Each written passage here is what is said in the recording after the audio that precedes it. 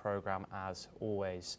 We now move on over to Europe, where Russia's foreign ministry spokesperson Maria Zakharova has slammed the West, claiming peace talks over Ukraine have never been a genuine priority for them.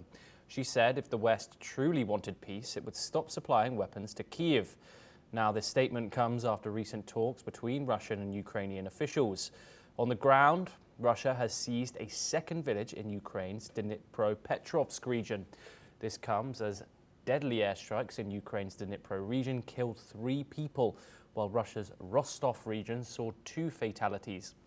Both sides continue to report heavy drone and missile strikes as the conflict intensifies. Well, we're now joined by Ross Feingold, who's a political analyst located in Taipei, Taiwan, to discuss this in further detail. Ross, the Russian spokeswoman says that the West never wanted peace here. What is she pointing to in regards to this, considering that Ukraine's allies and also Ukraine would say that Russia started this hostility? Russia was the ones who came into Ukraine on that day in February,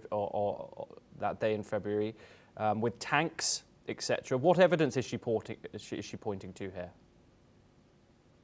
She's probably pointing to long-standing Russian grievances that the West, the Western European countries and the United States specifically, have had on-again, off-again discussions, statements, hints that they would bring Ukraine into NATO and/or the European Union.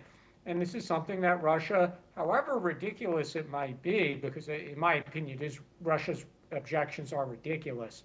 But Russia has objected to Ukraine joining NATO or becoming a European Union member. And these are reasons that Russia cites for why it had to invade Ukraine in 2022. So Russia's grievances and its desire for a neutral Ukraine, a demilitarized Ukraine, are not news. So when Russian spokespeople cast aspirations or criticisms on proposals for peace talks or ceasefire negotiations, it comes as no surprise.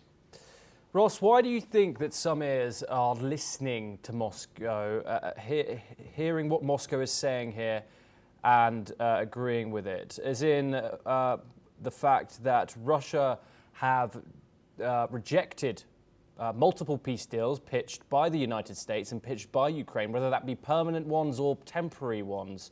What are your thoughts on how Russia has approached the peace process here? We have to be realistic here. And one, or if not the main reason why Russia has rejected temporary or even a long-term ceasefire or peace arrangement is Russia simply wants to change the facts on the ground. They want to occupy as much of Ukrainian territory as possible before they agree to a ceasefire or a long-term peace.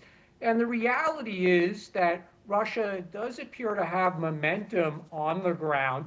They do seem to be in a position to gain more Ukrainian territory. However, the amount of territory that Russia gains in any given week or month is very, very small. Notwithstanding that, if we have to say who has the momentum, then yes, at the moment it does appear to be Russia. So before agreeing to any ceasefire or peace arrangement, Russia wants to ensure that the facts on the ground are in its favor, and the key fact for Russia on the ground is to control as much territory, as much Ukrainian territory as possible, and that under any kind of ceasefire, Ukraine would have to acknowledge that reality, even if Ukraine doesn't accept it as a matter of law.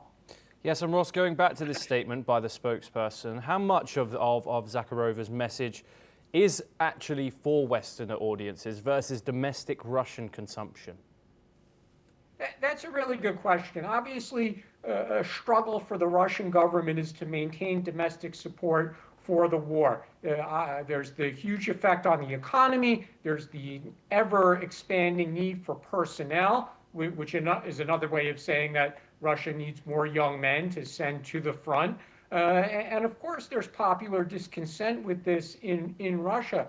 On the other hand, getting back to what the facts on the ground would have to be before Russia agrees to a ceasefire, then some of these messages and statements from the Russian government are certainly for Western consumption. Russia is basically saying that before we agree to any ceasefire or a longer term peace agreement, we want acknowledgement about the amount of territory, Ukrainian territory, that Russia will control. Even if Ukraine or the West don't acknowledge that legally, what Russia wants is that that reality will be acknowledged by Ukraine and the West, of course, along with sanctions relief, which is another important issue that Russia wants resolved as part of any ceasefire or long-term peace agreement.